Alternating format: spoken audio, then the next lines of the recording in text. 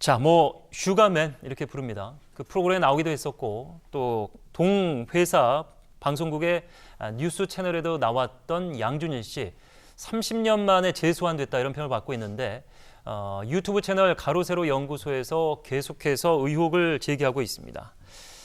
자, 김용호 전 스포츠월드 부장, 양준일, 1993년 리베카, 굉장한 그 당시에 센세이션한 당시에 듣기 힘들었던 그런 음악이라고 평을 받았었는데 표절 판정으로 방송 불가능해진 것뿐이다. 그러니까 당시에 돌연 사라진 이유에 대해서 이렇게 분석을 하고 있고요. 시대에 앞서간 천재다. 그러니까 요 뒤에 바로 서태지와 아이들이 등장하면서 오히려 더 이제 양준일 씨의 그 새로움이 묻힌 경향이 당시에 있었는데 천재라고 보기는 힘든 거 아니냐 이런 의혹을 제기했습니다. 피해자 코스프레가 문제다 이렇게 얘기를 하고 있는데 관련 기사가 실제로 있었습니다. 잠깐만 제가 말씀을 드리면 엄청난 인기를 당시에 얻었던 잼의 난 멈추지 않는다, 신성우의 내일을 향해, 신승훈의 날 울리지 마, 그리고 양준일의 리베카 포함해서 13곡이 무더기로 표절 판정을 받았다. 심의를 한 결과다. 이렇게 기사가 명확하게 있습니다. 그렇다면 이 기사는 명백하게 존재하는 기사입니까? 그렇죠. 이제 팩트 체크를 해드리면 예. 양준일 씨의 리베카가 1993년에 공연윤리위원회로부터 표절 판정을 받은 건 사실입니다. 네. 말씀하셨던 곡들과 함께 표절 판정을 받았는데 변진섭 씨의 로라, 또 임재범 씨의 이 밤이 지나면, 박미경 씨의 화요일에 비가 내리면, 이 같은 곡들도 다 표절 판정을 받았던 곡들이거든요. 지금까지 사람들이 많이 듣는 엄청난 히트곡들이 다 무더기로 표절 판정을 그렇죠. 받았나요? 근데 지금 가세연에서 주장하고 있는 건 예. 표절 판정을 받아서 방송이 불가능해서 사라졌다라고 얘기하지만 예. 아까 제가 예를 들여서 말씀드렸던 곡들, 그 가수들 계속해서 대중의 사랑을 받고 노래도 계속해서 지금까지 불려지고 있는 그런 곡들입니다. 심지어 중간에 사라진 분 없이 계속 지금까지 꾸준히 활동을 하고 있는데. 그렇죠. 예. 그렇기 때문에 양준일 씨가 그 곡 하나 표절 판정 받았다고 사라졌다는 건 사실 억측이라고 보여지고요. 물론 표절은 잘못된 겁니다. 그런데 시대 상황을 한번 다시 돌아볼 필요가 있는 게, 지금과 같은 문화 선진국이 그 당시 우리나라는 아니었어요. 예. 1990년대만 하더라도 문화 선진국인 미국이나 일본의 컨텐츠들을 따오는 것이 일반적인 어떤 잘못된 관행이기는 했지만 관행으로 자리 잡았던 그런 시기입니다. 유행하는 음악이 있으면 그 분위기를 차용해서 그렇죠. 노래를 만들고 히트를 치던 그런 시절이었죠. 네, 맞습니다. 그런데 지금 이 곡만 하더라도 사실 작곡자가 양준일 씨라면 조금 더 해석이 달라지겠지만 양준일 씨가 작곡한 곡이 아니고 예. 다른 작곡가가 80년대에 만들었던 곡을 다른 가수가 불렀는데 그 곡이 히트하지 않아서 양준일 씨에게 다시 리메이크해서 준 곡이에요. 그리고 양준일 씨가 또 시대를 앞서갔다라고 평가받는 게 그 당시에 이 노래가 제대로 평가를 받지 못했습니다.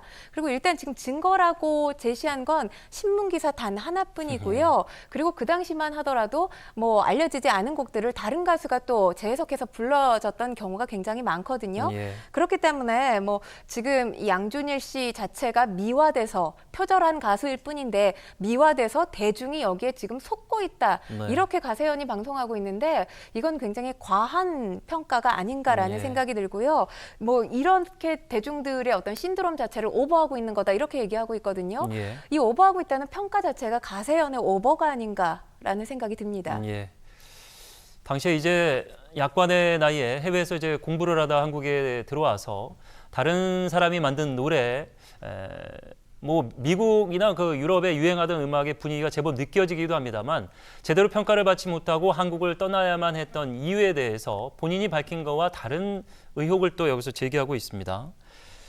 비자 문제로 미국 돌아간 뒤 V2라는 그룹으로 활동을 재개했지만 계약 문제가 잘못돼서 활동이 가로막혔다 당시에 양준일 씨가 이렇게 JTBC를 통해서 얘기를 했는데 역시 김용호 전 스포츠월드 부장은 한국에서 14년간 영어학원을 운영했다 하고 하는데, 그러니까 당시에 이제 이렇게 미국 가서 이런 과정을 겪었다라는 양준일 씨 얘기가 맞지 않다고 얘기를 하면서 그러다 문제를 일으키고, 이 부분이 문제죠. 무슨 문제를 일으켰는지를 명확하게 얘기하지 않는 것 같은데 미국으로 도망갔다 이렇게 표현을 하고 있습니다. 이 진위 여부도 나오고 있습니까? 근데 V2 활동을 하면서 경제적으로 어려서 영어학원 강사를 했다고 합니다. 그런데 영어학원을 직접 운영했는지, 그리고 문제를 일으키고 미국으로 도주했다, 이런 기사와 관련된 건 어디에서도 사실 예. 찾아보기가 힘들고요. 예. 만약에 이게 사실이라면 김용호 부장이 취재를 해서 알게 된 거라면 누가 얘기한 사람이 있을 거 아닙니까? 뭐 양준일 씨의 측근이라든지 사실 현대판 장발장과 같은 경우를 보면 뭐 주변 측근들이 워낙 이런저런 주장들을 일관되게 얘기하면서 현대판 장발장이 아닌 것이 예. 드러났잖아요. 예. 양준일 씨 같은 경우는 가수고 공인입니다. 이렇게 신드롬급 인기를 구가하고 있는데 이렇다면 문제를 일으켜서 미국으로 도망간 거라면 거기에 대한 뭐 주장을 하는 사람들이 분명히 나올 거라고 저는 생각이 되는데 일단 그런 주장을 하는 사람들이 없는 상태예요. 예. 그리고 지금 가세현의 문제가 가세현의 발언이 문제가 되고 있는 게 양준일 씨가 미국에서 서빙 일을 하고 있다고 하지 않았습니까? 그런데 양준일 씨가 미국의 유명한 대학교 출신의 재원이라고 합니다. 그런데 이런 학교를 나와서 왜 서빙 일을 하느냐? 뭐 그럴 수도 있죠. 뭐 그렇죠. 생활이 어렵거나 취직이 안 직업에 되면. 대해서 굉장히 지금 폄하하는 발언을 했고요. 예. 그리고 또 한 가지 문제가 되는 건 1969년생이면 서빙 대신 유튜브를 할 텐데 유튜브를 못하는 것 자체가 이제 뭔가 문제를 일으켜서 미국으로 도망간 게 아니냐.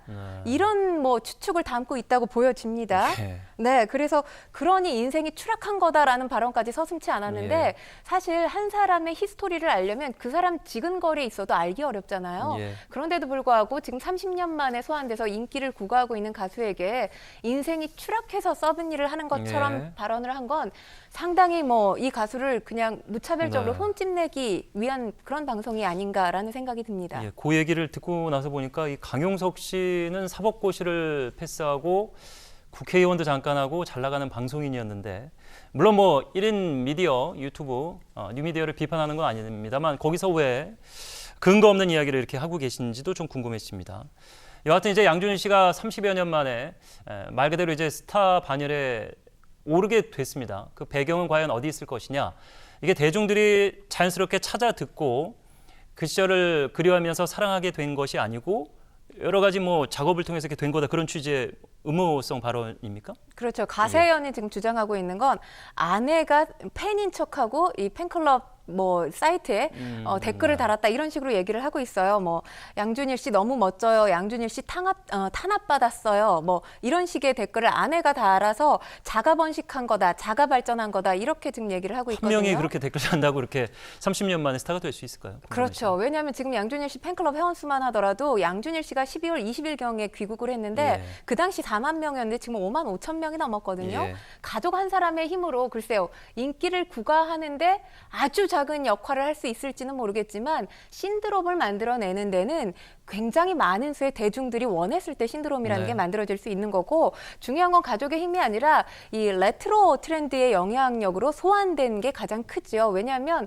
레트로라고 하는 게 이제 뉴트로, 복고를 재해석한 거거든요. 예. 근데 양준일 씨를 아는 40대에서 50대 이상에게는 뭐 추억을 소환한 것이 되지만 10대부터 30대 초중반까지는 트렌드죠, 트렌드. 밀레니얼 네. 세대잖아요. 그 사람들한테는 이게 새로운 뉴트로의 거죠. 트렌드가 네. 된 거죠. 그분들이 유튜브 채널을 통해서 옛날 영상을 접하고 양준일 씨를 소환해낸 게 결정적인 계기였고요. 그리고 방송 슈가맨이죠. 슈가맨에 출연하면서 신드롬급 인기로 확장이 된 겁니다. 예, JTBC의 그 뉴스에도 출연했는데 그것을 놓고도 손석희 앵커 덕분에 어떤 인지도와 신뢰성을 얻었다 뭐 이렇게 비판의 목소리를 하는 것 같은데 가세현에서는 여하튼 가세현의 주장의 뭐 진위 여부를 떠나서 가세현을 바라보는 시각은 더 곱지가 않습니다. 결국에는 가세현이 그간 했던 방송들을 이렇게 통틀어 보면은 어떤 근거에 준한 비판이라기보다는 그냥 일방적인, 그러니까 반대 의견을 전혀 듣지 않는 일방적인 폭로성 방송을 하고 있기 때문에 비판의 목소리가 높은 거죠. 그렇죠. 지금 가세현 구독자 수가 55만 명입니다. 예. 뭐 유튜브 채널 하면 사실 10,000명 넘기 힘들다고 하잖아요. 예. 그 상황에서 55만 명이라는 건 어마어마한 숫자긴 한데 지금 12월 6일 김건모 씨 성폭행 의혹을 처음 보도를 하면서 2, 3만 명가량의 구독자 수가 증가했어요. 예. 그리고 지금까지 55만 명 좀 정체돼 있는 상황이거든요.